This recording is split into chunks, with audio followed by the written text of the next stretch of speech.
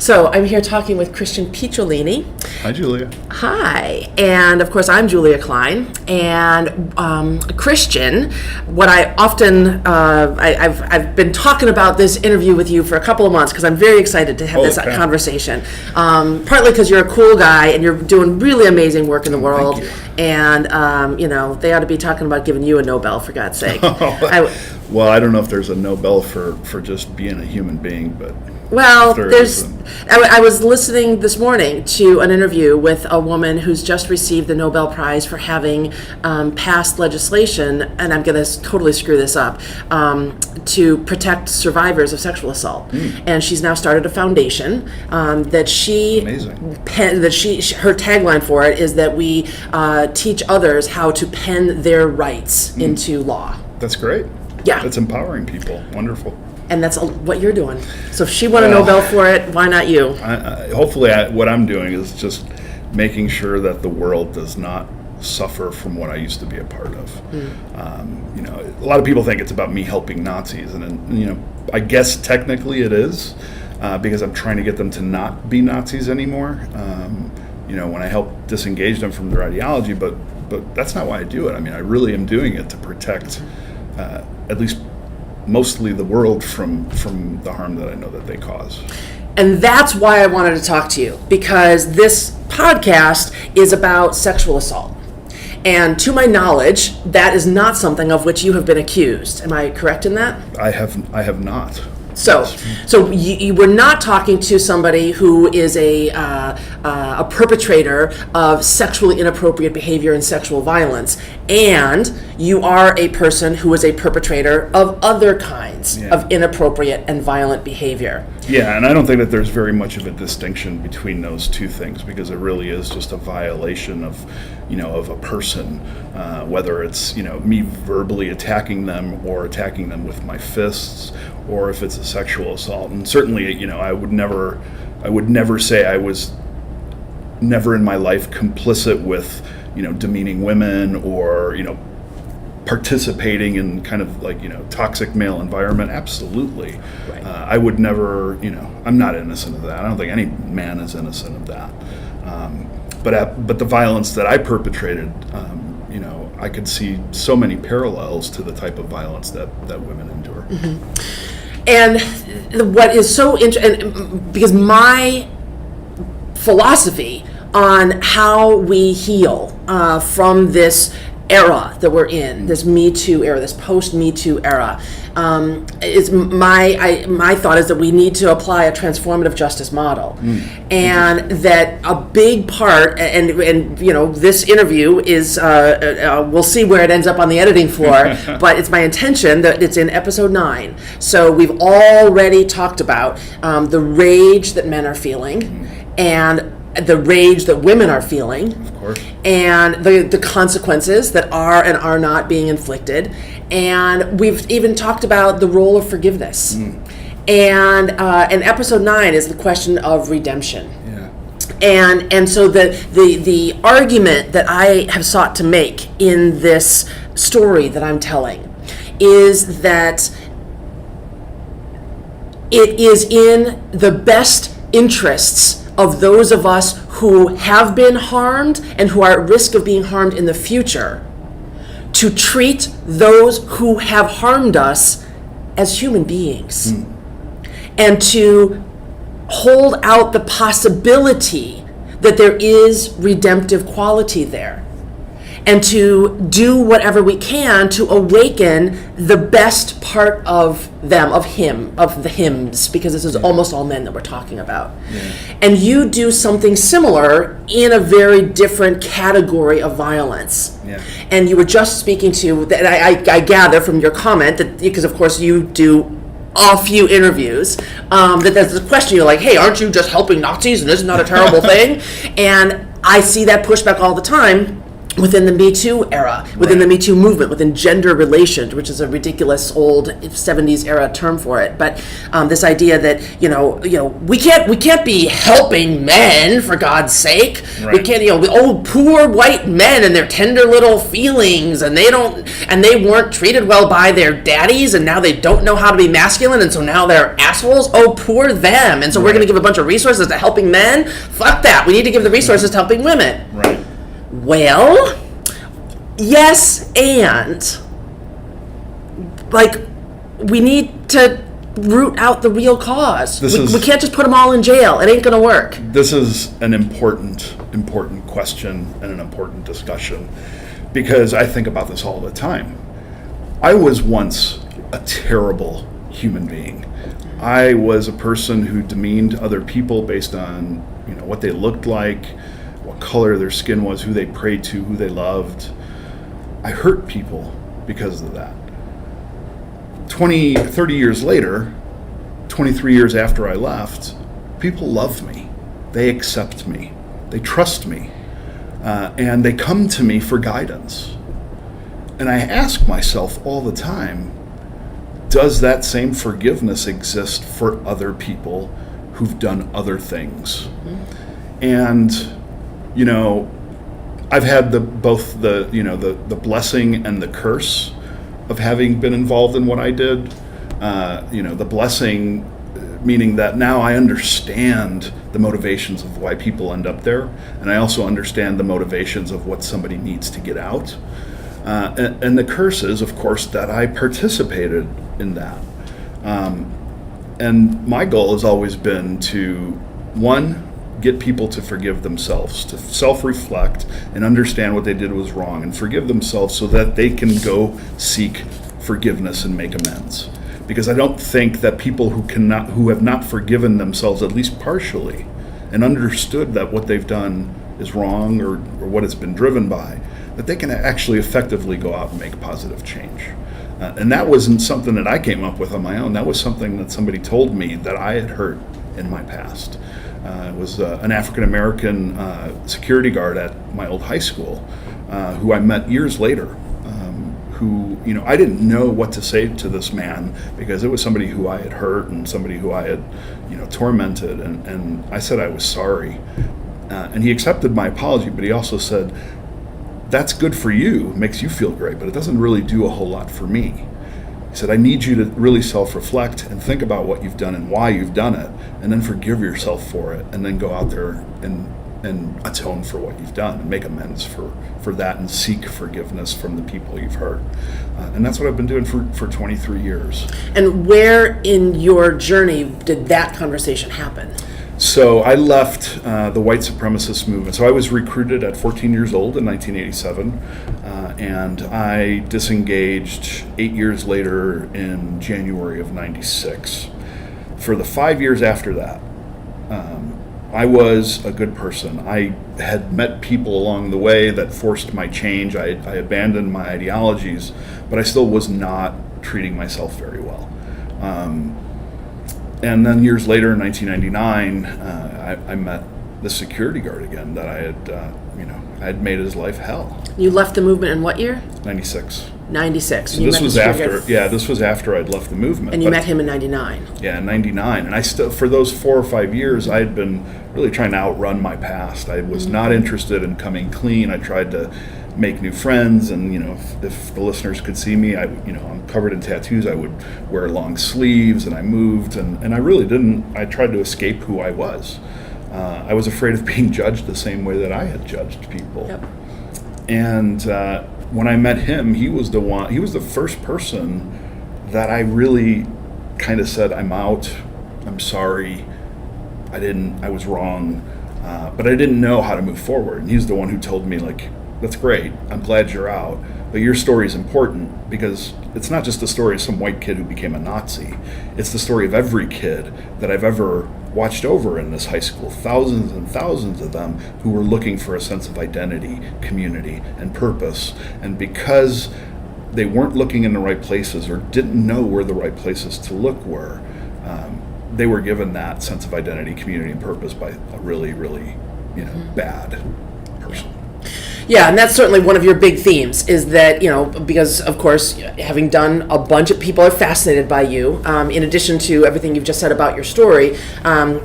You're an Emmy award-winning producer, correct? Yeah. And also you founded an organization called Life After Hate. Yep.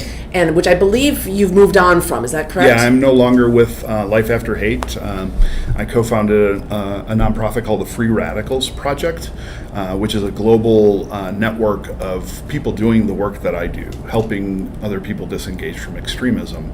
And because I was traveling the world, and I noticed that when I would speak to Muslim groups, that somebody would come up to me and say, I was in your shoes, but I went a different route. I went towards the Islamic State, or I went towards, Al Qaeda, or those ideas. As opposed to neo-Nazism, like I did. And I started to recognize that there were people, mothers who were stopping, other kids in Somalia from joining, like civil war and things like that were already doing this work that I was doing, and that we were using the same process but didn't know it.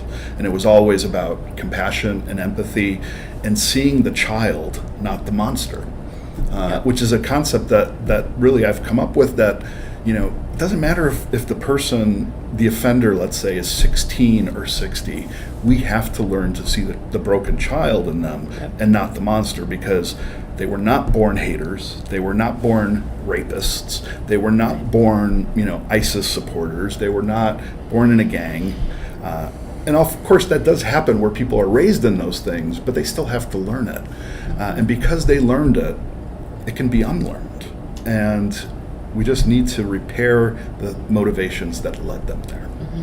And so I'm wondering what your answer is to the question, or to the objection that I know you get a lot, which is, okay, fine. So these people who are monsters now weren't born monsters, and fine, some crappy things happened to them along the way that turned them into monsters. I'm willing to stipulate, crappy things happened. It's not their fault.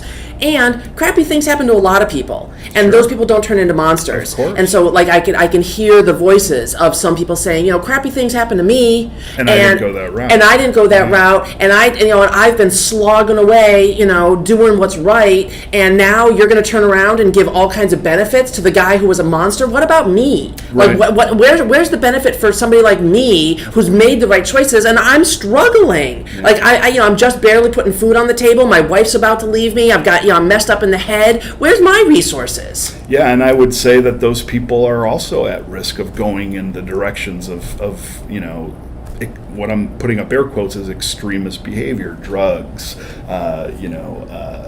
suicide, school. I mean, Trumpism. So listen, of course, we don't live in a black and white world, despite what we're being told, right? Despite what we're being made to feel, that everything is a black and white, solution to a problem. The same thing exists with every single person on earth. We're all nuanced, right? Yeah. I happen to be standing in an alley at 14 years old smoking a joint, and a guy walked up to me and said, as he pulled the joint out of my mouth, "That's what the communists and the Jews want you to do to keep you docile." That guy happened to be America's first neo-Nazi skinhead, and he was recruiting me. Had I not been standing in that alley... And that was here in Chicago, right? That was here in Chicago, the birthplace of the neo-Nazi skinhead movement, the South Side. And this is an eerie kind of coincidence, but that dead-end alley that I was standing in, that I was recruited in, is at the corner of Union and Division Streets. It is a very eerie coincidence that I didn't even recognize until about a year ago. God, that is unbelievable. Yeah. Right, it's a dead-end alley at the crossroads of Union and Division. At the crossroads of Union and Division. Holy cow. Weird, right? So anyway, I was standing there, had a group of ballerinas come up to me, or a baseball coach, and said, "Hey, you want to go dance or play ball?" I would have gone with them. That was my interception, so to speak. For other people, and I don't want to discount the females in the movement that end up going there, but, a very close colleague of mine, Shannon, and I don't mind talking about this because she talks about it publicly all the time. She and I have gotten to know each other quite well over the last couple months. Well, she has an amazing story. She's the mother of 7 children. She was in the movement at the same time I was. We knew each other back then, and disengaged around the same time. But what I learned after the fact, getting to know Shannon, is at 14 years old, she was raped. at a party, and that made her feel worthless and very unsure of where to turn, and also very angry. That, and because Shannon and I have talked about that as well, and I'll add that it wasn't the rape itself. Right. It was also the fact that she felt as though her parents would feel that it was her fault she had gotten raped. Yeah, her parents would have been more upset with the fact that she had gone out drinking and lied to them about that than if she came home and said that I was raped. Right. She was afraid to tell her parents. And what that caused her to do was become very, very angry. And, not being able to release that frustration, she found the other angriest people that she could find to hang out with, and those people were skinheads. And she was able to release her frustration through violence, through words, that were pent up in her. So, it really is just a matter of, first of all, what information, what stimulus we have access to. But also, this can happen to anybody, and it doesn't have to happen when you're 14. It can happen when you're 40, and it can happen when you're 60. And we've seen that, in the age of Trumpism, that it really is emboldening people who may have had this kind of rage or grievance or something confusing inside of them that they can't figure out, has manifested now as, violence or threats against the other. It's a very dangerous thing to paint a complicated society in very black and white terms. Yeah. And so, tying that together with where we were at a few minutes ago, the question of resources. Yeah. And, your answer was, yes, you person who has been walking the straight line despite having had crappy things happen to you, you deserve help too. Of course. You deserve love and compassion, and you're getting a short end as well. Absolutely. And that's wrong too. And one of the things that I reflect upon as I think about the causes of where we're at is that it seems to me that as a society, we are like redlining on the enormity of the problem. Yeah. And it seems to me that for a very long time, one of the ways that society, quote unquote, kind of held itself together was by decreeing that this group of people we're gonna do our best, the best we can for. And that was generally white people. White males. White men more so than white women, although white women were always supposedly protected, although if her husband wanted to hit her and rape her, whatever. Subservient. They were still second class. Yeah, they were financially cared for. Anyway, whatever. But what's happening now in our society is we're saying, you know what? It's no longer okay to just throw under the bus a huge swath of people because they're brown, because they're gay, because we don't like their religion, because whatever the other things are. And, in my opinion, because of the widespread ubiquity of easy access to technology and ability to communicate, we're all seeing it. Yeah. Like all of us, quote unquote, good white people who thought under the era of Obama that racism was over, we are now being treated to viral videos on Twitter of like, see, there's another one. See, there's another one. See, there's another one. And we're having to face in our Twitter realities like, oh my God, there are so many freaking obnoxious white people out there saying horrible racist things. Right. The brown people never had any doubt that they knew it was happening to them, but us white people, we were able to live in a bubble. And that bubble, I think, is what's breaking. Yeah. And that bubble is also privilege, right? Sure. So when we talk about privilege, people also always think like, oh, but I worked really hard. My parents tried. That's not really privilege. The privilege is also not having to think about those things that people deal with every day. That walking out of your house as a white person is a whole lot different than walking out of your house as a black person and the things that you have to deal with every day. Or going into work as a man versus as a woman. Absolutely. I mean, doing the same Or work. being in high school as a straight kid versus as a gay kid. Yeah, and hopefully that bubble is starting to break. But there's also an indication that there's a lot of pushback and confusion, which tells me we have a lot of work to do. Well, and so I have this sense, I'm trying to get somewhere, and I'm tripping over my own words here. I have this sense that we're building towards something, and it's like, is that the quote unquote good people of the world recognize that there is a huge problem. Right. And the challenge is that problem feels too big to solve. Right. And I have this hypothesis that the solution is actually through increasing love, compassion, and forgiveness. You're right. And let me tell you. And that's so counterintuitive for most people. Yeah. This is obviously something I think about all the time. Yes. It's my work. It's I do it also, but it's my hobby, right? Yeah. I gotta pay my bills doing other things. I mean, we're so used to, people solving problems for us, big problems, right? Like, our government is going to step in and fix that. They're going to pass legislation to, abolish that or do this or do that. Somebody, Robert Mueller is going to release a report that's going to fix this whole problem. It's going to fix everything. Right. Again, black and white solutions to very complicated problems. Right. The solution is that every single person has the ability to do this work. We all touch people. We all have friends. We all have family. We all have coworkers. We all have strangers that we pass on the street every day.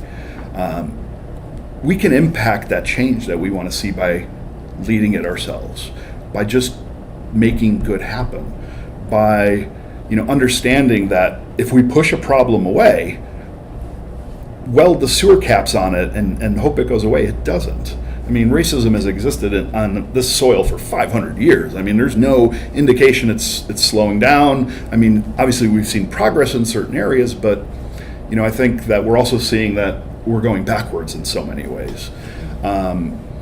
We all have this ability to show compassion to the people that we feel don't deserve it. Because if we think about it, they're really the ones who might need it the most.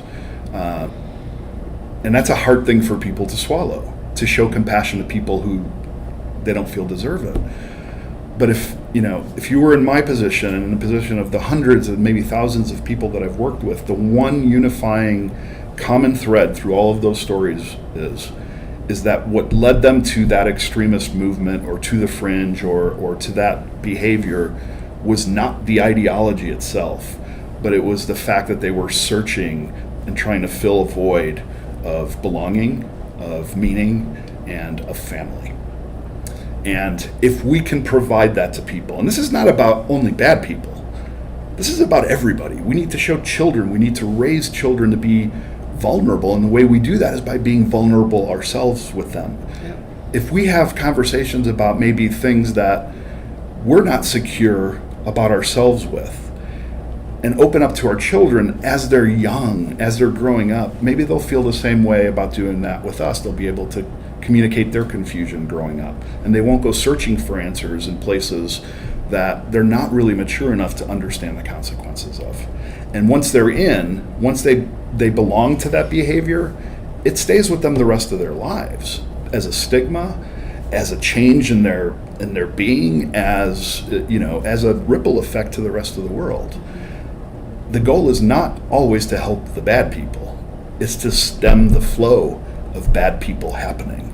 And the only way we do that is by realizing that we all have this universality of brokenness to some degree, and that we all need each other to get past it. So a couple, both big directions I want to go in from what you just said. One is about, I wonder if what you just described is most true at the extremes. It's kind of one idea. Mm-hmm. And the other idea is this idea that of individual feelings of unsafety mm-hmm. and of threat. And that, fundamentally, these abusive behaviors, in whatever category they are, come from a feeling of unsafety. Mm-hmm. Uncertainty, I would say. Yeah. Sure. Yep, and I would respond that uncertainty breeds unsafety. Absolutely. From the uncertainty that makes us feel fundamentally. I would say like the baseline is unsafety caused by some other things kind of growing up out of that, right? And that it is like to the extent that anybody feels unsafe, that makes us hyper aware of the threat that might be coming. Because if we don't feel safe, we feel vulnerable to threats. Right, it's self-protection mode. It's right, armor. and I see that. I mean, in some ways, that's easy to see. Like, we look at the extremes, it's easy to see. But I also see it, for example, in conservatives who say that we shouldn't be giving any financial assistance to poor people. And because they feel that those poor people are just going to take advantage of it, right. that they're for whatever reason they're undeserving, and they also have beliefs that they're going to do unworthy things with the money they're given. Right. And it's my belief that the people who hold those kinds of beliefs feel threatened by the very idea of those quote unquote lazy or bad or unworthy people, I don't know, getting money or being treated as humans or having some social mobility. I don't know exactly what it is, but it's a loss of control. It's a fear of it is a fear of loss, of losing safety, of losing certainty, of losing tradition. And it's so interesting that you say that, because in the world of extremism, they fearmonger to make people afraid Yep. of those threats. But they also create the conditions that keep them afraid. So when we're talking about conservatives, Republicans, not only are they fear-mongering, saying, oh, those illegal, aliens or, whatever the flavor of their ire is for the day, but they also create the conditions that keep that active, because that keeps them in control.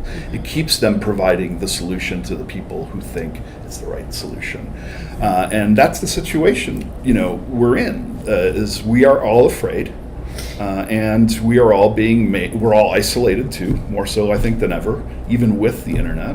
And that fear and isolation has turned into hatred in so many cases. Hatred of other races, hatred of other religions, hatred of women, hatred of LGBTQ, and it's fear and isolation that's caused that. And so what you were saying a few minutes ago, and I'm paraphrasing, is that people aren't born into these ideologies. They have to be taught them, right. and that therefore they can be untaught. Right. And essentially, again, paraphrasing, that when you awaken people, and what I would say is that when you somehow remove their feeling of unsafety, when you give them a true sense of safety and control, then they no longer need to be abuseful, need to no longer be hateful. Right. And and then they basically come to the light. Crutches be gone, because racism or hatred was always a crutch. Yep. It was always protection.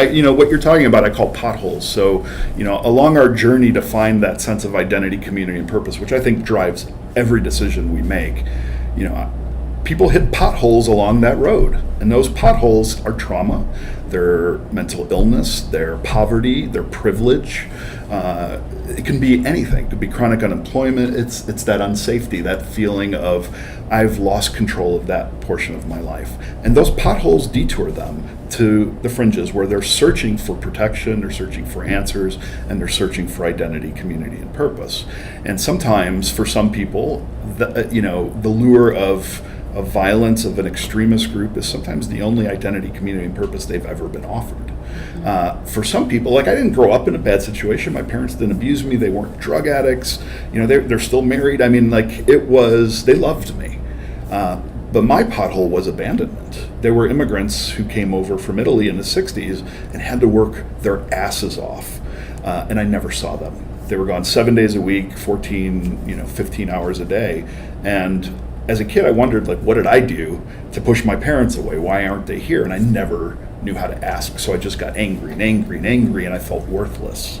And then, having gone from this powerless kid who then was picked on his whole life because I never had any friends, at 14 years old, when I was standing in that alley and that man showed me, what my identity could be, what my community, I could be accepted in, and gave me a purpose, I bought. It didn't matter to me that I didn't understand what he was talking about. It didn't matter to me that I hadn't been raised on racism. It mattered to me that I was now filling those potholes, except it was filling them with sand.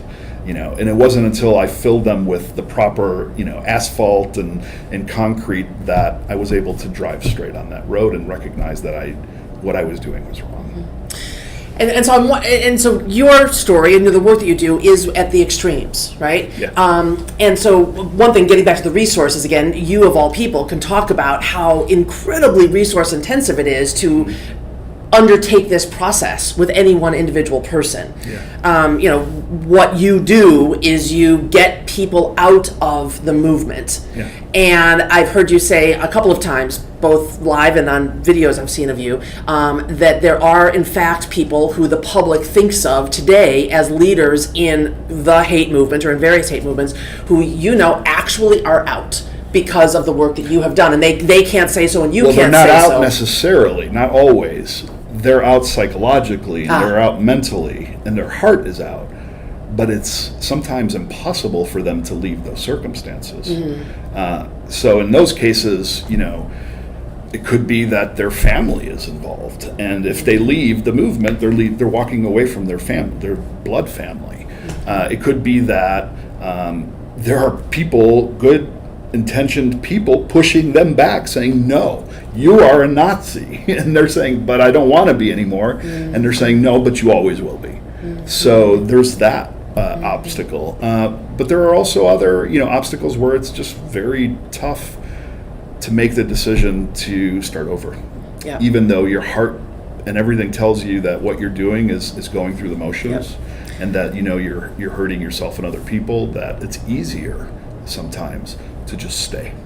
But as far down the road as you have gotten them, it's incredibly intensive, correct? Of your personal time and attention, right? Oh yeah, I've got over 300 needy children that I work with on a daily basis, and again, those needy children are adults, and every one of them is all over the world. They're spread out all over the world, and every one of them needs a network of aftercare. Whether it's counseling or job training or life coaching or tattoo removal, they all need resources. Mm-hmm. And resources like that don't exist. There's no directory for me to go to and say, okay, which psychologist is going to take a pro bono case in Little Rock, Arkansas, where there aren't a whole lot of psychologists taking pro bono cases, who is willing to accept a person who is or was a Nazi. Because what they think is, oh, I've got to debate this person under ideology. And I say, no, that's the last thing I want you to do. In fact, I never do that. I never discuss their ideology. I never debate them. I never tell them that they're wrong. What I do is I focus on the human being, and I build resilience. I'm a pothole filler, and I'm a bridge builder. So I have to build bridges, and it's extremely difficult. Probably the hardest thing in my work is building that network of resources around every person, because I have to start from scratch every time I do that. And what it makes me think about is, the people that are more in the middle as opposed to the extremes. And if we're talking about, your garden variety Trump supporter, for example, or your garden variety chauvinist, as another example. And so these are not people engaging in extreme behavior. I would argue with that and say that they are contributing to it, no matter how mild their actions or words are. Certainly contributing to it, but what my point, like what these people would say is like the garden variety chauvinist, right? Who is constantly taking credit for women's work at work, right. Or is making inappropriate comments about their skirt or whatever the case may be, right? Garden variety chauvinism, and that man's defense is, I'm not assaulting anybody. I'm not guilty of this stuff. Don't make me a Roy Moore. Don't call me a Matt Lauer. I'm not, don't put us all in that same boat. And they would say, and they might more ally with like an Al Franken or, some of these other men who, are guilty of smaller crimes. Or now we're having the conversation about a Joe Biden, right? Like, and people believe that we are putting Joe Biden in the same bucket as Joe Moore, Roy Moore, Roy Moore. It's an easy name to forget and that you want to forget. Yeah, right. Roy Moore and Donald Trump and Matt Lauer and Harvey Weinstein, whatever. And like, no, Joe Biden is not in that. His actions are not the same, and yet the chauvinism, as you just said, it's a starter drug. Right. It's a gateway. Gateway behavior. Exactly. Absolutely. I mean, it is, and also, but I think that they do contribute on a larger scale. The impact, for instance, a group like the incel movement, which is, stands for involuntary celibacy, celibates, which are a group of really frustrated young men who blame women for all the frustrations in their lives. And to me, that really is no different than a white supremacist who is also accepted an ideology to blame people for the problems that they probably could have controlled in their lives in many cases. And they're murdering people. They're murdering women, based on this hatred of women. And there are different levels, but here's the thing: nobody starts out as a killer. Nobody starts out as a rapist. I think it starts somewhere, and that even if it never ends up being rape or assault, that kind of information spreads to other people in their lives. And so the question is, how much easier or harder is it to fill the potholes of somebody whose potholes are much smaller? Yeah, well, I think... Or we can assume that the pothole is smaller if the resultant abusive behavior is much milder. Like, I've talked to plenty of men who are like, I don't do those behaviors, don't talk to me about it. And they're not able to see that their subtle chauvinism and sexism is actually being driven by some sort of a lack or fear or unsafety inside of themselves.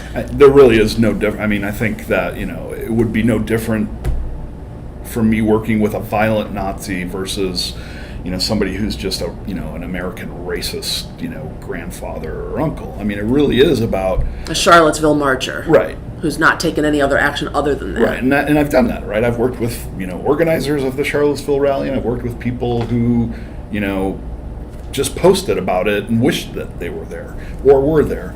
And really my approach is no different, because it really is about the child and not the monster. It really is the severity of what they do with their behavior is sometimes just a matter of environmental stuff, or a matter of a closer influence pulling them closer to that behavior not existing. So I approach people the same way, no matter how deep their potholes are. And I guess that gets back to the question of resources, right? Like, so if it's going to cost you 100 hours to fill someone's potholes, no matter what level of behavior they're at, is the return on investment enough for you to do that if the result will be that there will be one fewer marcher in the next Charlottesville rally, versus if the result is there's going to be one fewer suicide bomber in the world? Right.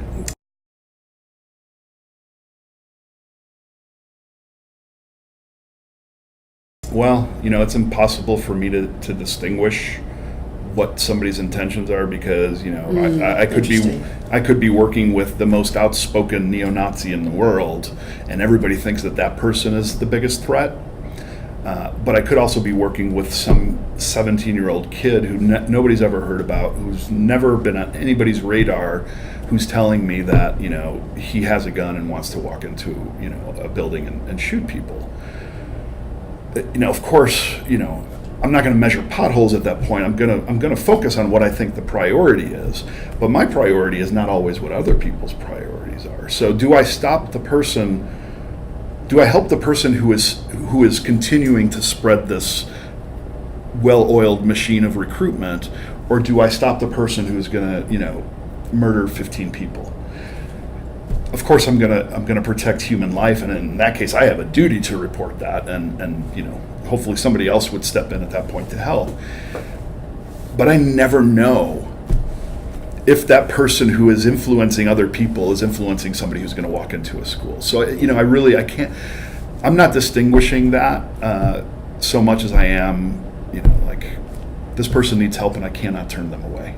Because if I would have been turned away, and there was nobody for me to turn to, by the way, when I wanted out, if somebody would have turned me away, I would have gone back. And I have a hard time prioritizing that unless there is an imminent threat of harm. Then of course I would. So that's a fabulous segue to the last part that I want to talk about, which is what I said we were starting to talk about, which is the question of redemption. And forgiveness and getting out. And I know, you've told your story many times about how you got out.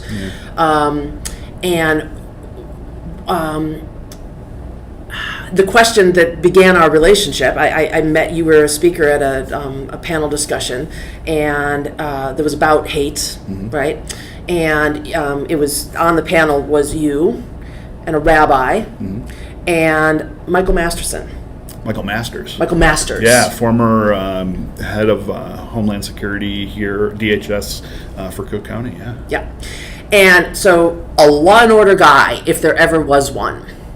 And it struck me that, my goodness gracious, Michael Masters trusts you, works with you. And I posed the question to the panel, what's the role of forgiveness and redemption?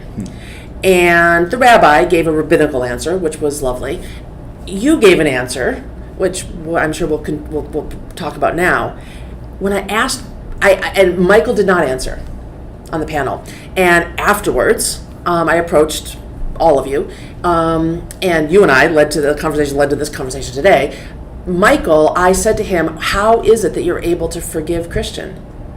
And I said, and he didn't have a good answer to that. And I said to him, I asked him, could you imagine forgiving anybody else that commits these acts of terror? And his answer was basically, man, is it hard for me. And he said, yeah, and he kind of couched it by saying, I see up close and personal the very worst of the worst. Yeah. The hardcore, really violent people who cause the deaths of many people. Yeah. And he said, I really have a hard time forgiving that. And I said to him, well, how is it that you were able to forgive Christian? And he didn't have an answer. Yeah. Yeah, and I wouldn't, it's a hard...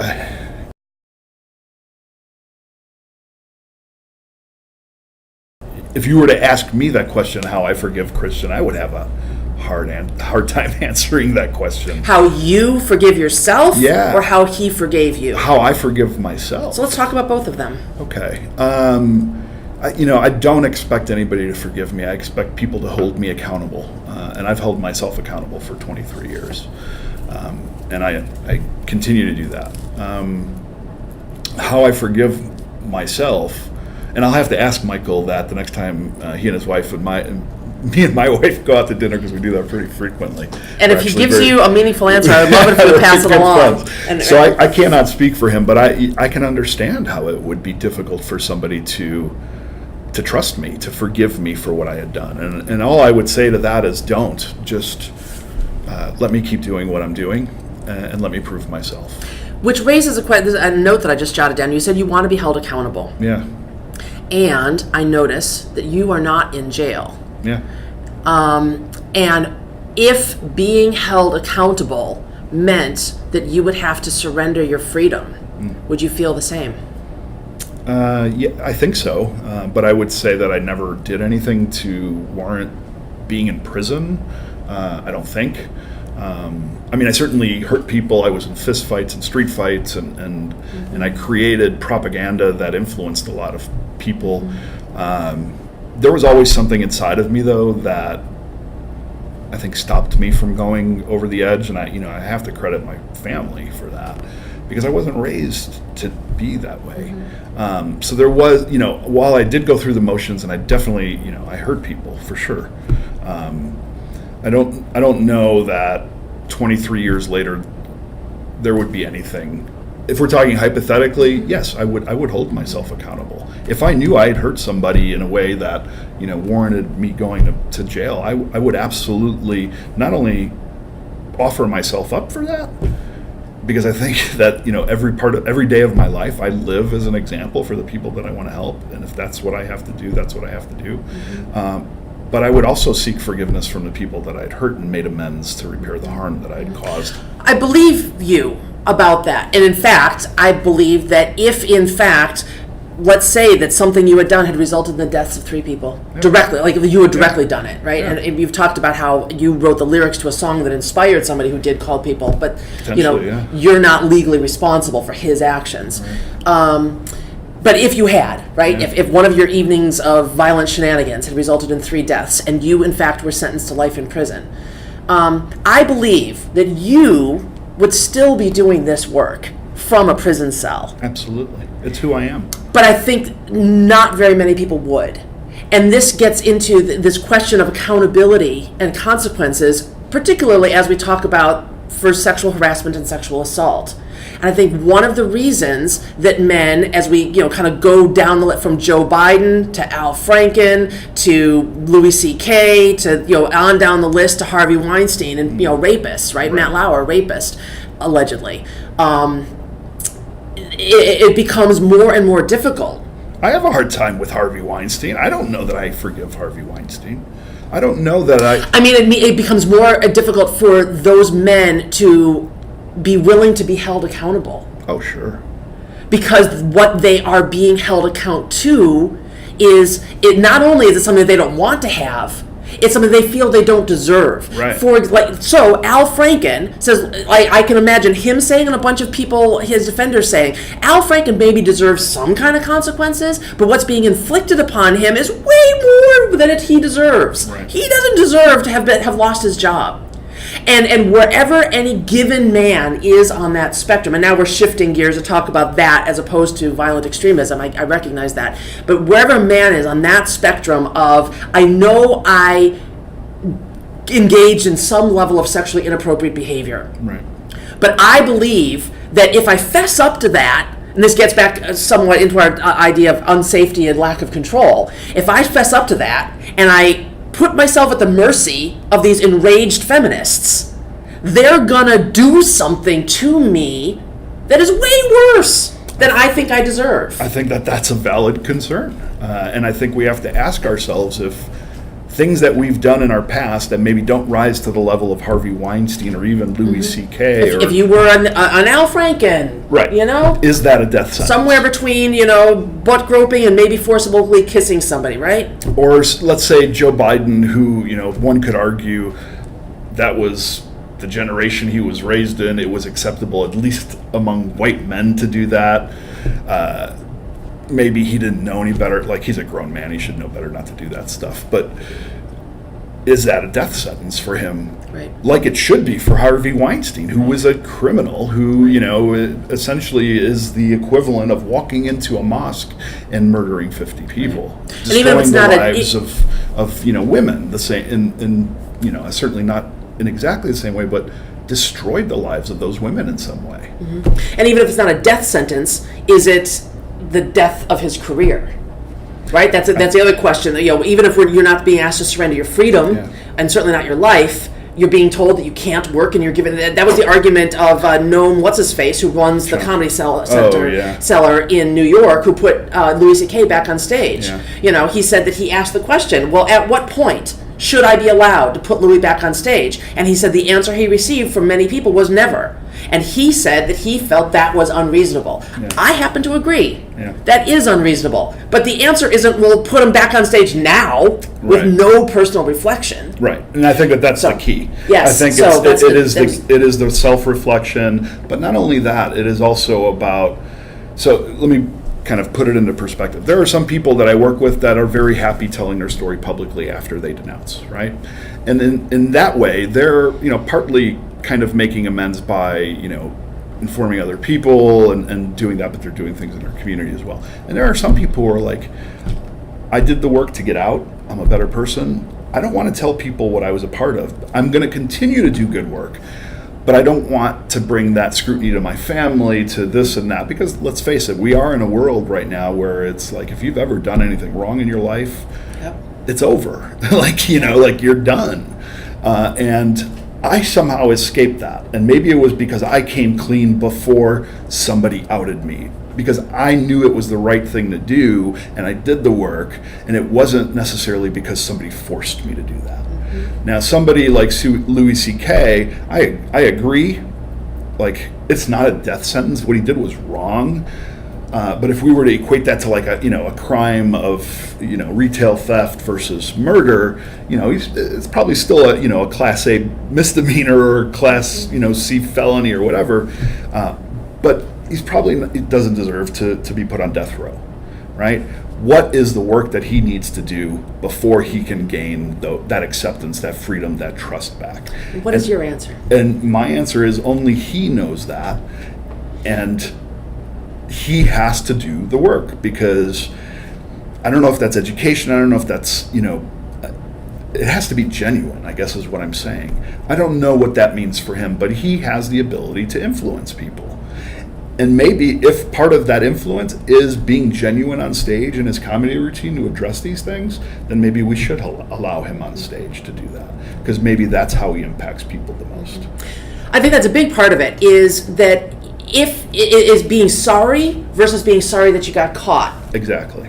And then beyond that, okay, I really am sorry, and now I'm going to reflect. Yeah. And like what that security guard at your high school asked you to do, yeah. Right? What brought you to that place, right? That's a deeper level. Yep. And the farther down that path of personal reflection a person is allowed to go, in my opinion, the greater is the redemption that should be given to that person. But there should be scrutiny, right? I mean, people need to be held accountable. They can't just say, I'm sorry, I'm going to do a little bit of work, do my community service, and then I'm going to go live my life and never think about it. And what does that look like? What does scrutiny and accountability look like? Well, I think families can hold people accountable. I mean, the same way we hold people accountable who are alcoholics or drug abusers. When we see them going back to those behaviors, if we care about them, we intervene and we say, I'm concerned. I don't like that. Get back, What would here is the path forward, not that one. What would be a toe into the water again for somebody that you would say, I've gotten this person out of the hate movement. Yeah. What to you would be a gateway behavior that would indicate they're certainly not like full on in it, but that's not a good sign? And are we talking just about extremist, quote unquote, behavior in general, which could mean sexual assault? Sure. Which could take it broadly. I would say we need the warning signs are the same across the board, right? It's the same thing we tell parents, like, if your kid is withdrawn, if your kid is lonely, or if if that adult is isolated, I say kids, but this applies to everybody. If they change their behavior suddenly, if they go from very, low self-esteem and low self-confidence to an extreme jump in that means that they've somehow been empowered in ways that they're not comfortable sharing with you, but it still empowers them. Like they found a movement and they don't want to tell their parents what they're involved in, but all of a sudden they're more confident than they ever was. It's the same with drugs. Behavior changes. Groups of influencers change, and isolation occurs, even more so than before. Isolation is what pulls people to those movements and marginalization to some degree, but what they don't recognize is once they're a part of those movements, they're actually more marginalized and more alienated than they ever were before. They're just surrounded now by this warm blanket that is toxic. So, the warning signs are marginalized, lonely, broken, pothole-ridden, insecure, anybody's. Because an extremist behavior could be like, I'm going to just do drugs to self-medicate my pain, or I'm going to commit suicide to self-medicate my pain, or I'm going to hurt somebody else to self-medicate my pain. And so what I also find myself wondering is, on that kind of boomerang, what we're describing is, is somebody who's been in the far end of extremist behavior. Once their potholes get filled and they are awakened, they kind of boomerang kind of to the far end. I mean, maybe not quite to the extent that you have, but they kind of become a full-on really good person. Like, oh my God, and they really, or a full-on bad person on the complete opposite end of the spectrum. Sure, at least not being hateful, right? I call that cult hopping. Interesting. And it's a behavior and a phenomenon that I've noticed again, because people are searching for identity, community, and purpose, and not Yeah. ideologies, that they will jump from one extreme to the other. That they will go from being an extreme, far right Nazi to being, an extreme far left anti-Nazi. And I'm not in that boat. Like, of course, I'm anti-Nazi, but I wouldn't call myself like a militant. Would that be like an Antifa, or how would we pronounce Potentially, I've definitely seen people Interesting. go back and forth. And I've also seen Antifa go to Nazis. I mean, it Interesting. really is about this cult hopping.